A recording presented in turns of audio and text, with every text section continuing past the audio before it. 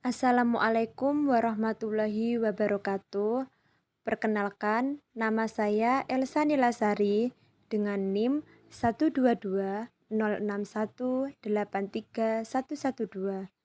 Di sini saya akan menjelaskan materi saya yang berjudul Parents Gathering dalam pembelajaran daring anak usia dini dengan tema sukses pembelajaran daring dengan menjadi orang tua yang kreatif dan inovatif. Sebelum kita mengetahui pengertian dari parents gathering sendiri, ada baiknya kita mengetahui terlebih dahulu pengertian parents dalam parenting. Menurut Noraini, ibu, ayah, seseorang yang akan membimbing dalam kehidupan baru, seseorang yang siaga atau seorang pelindung. Menurut Broxgen, parents adalah seseorang yang mendampingi dan membimbing semua tahapan pertumbuhan anak.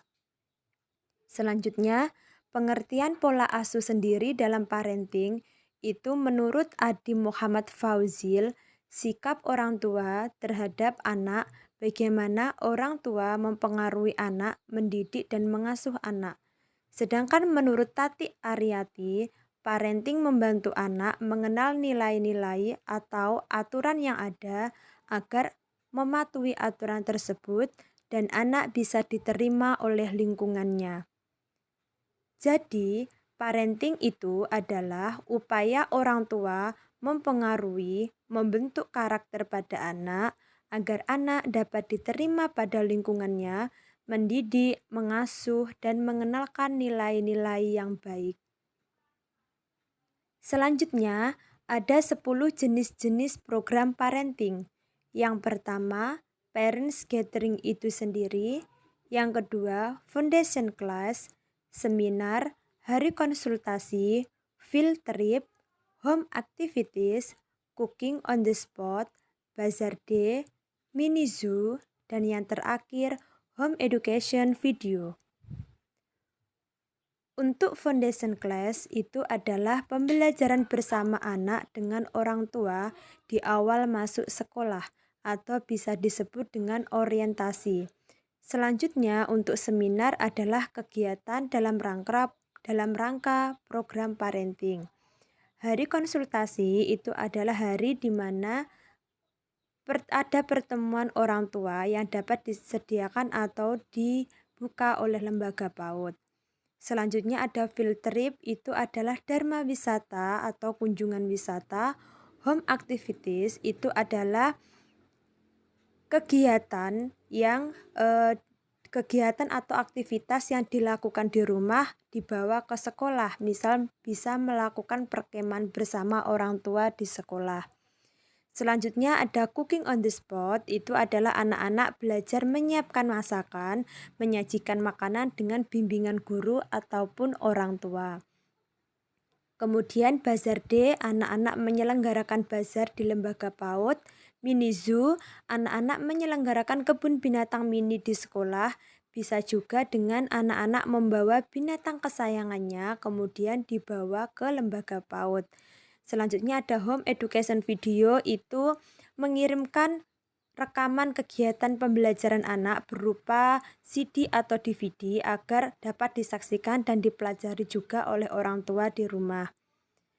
Nah, menurut pendapat saya, salah satu jenis program parenting yang cocok untuk menunjang pembelajaran daring adalah program parenting Parents Gathering. Kenapa demikian?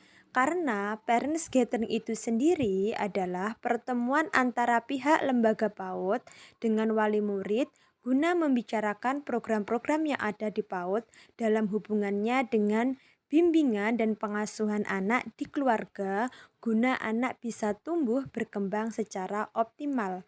Parents gathering di masa pandemi itu dapat dilakukan 1 minggu sekali. Selanjutnya, laporan perkembangan anak itu bisa berupa hasil belajar anak, baik berupa video dan hasil karya. Selanjutnya, orang tua juga harus melaporkan proses pembelajaran anak ketika berlangsung.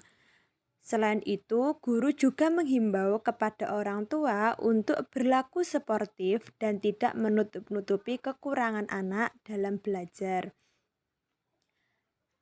Hal-hal yang harus berubah dari orang tua dalam pembelajaran daring, yang pertama, pola pikir, manajemen waktu, kreativitas, dan yang terakhir adalah kerjasama. Yang dimaksud di sini adalah pola pikir.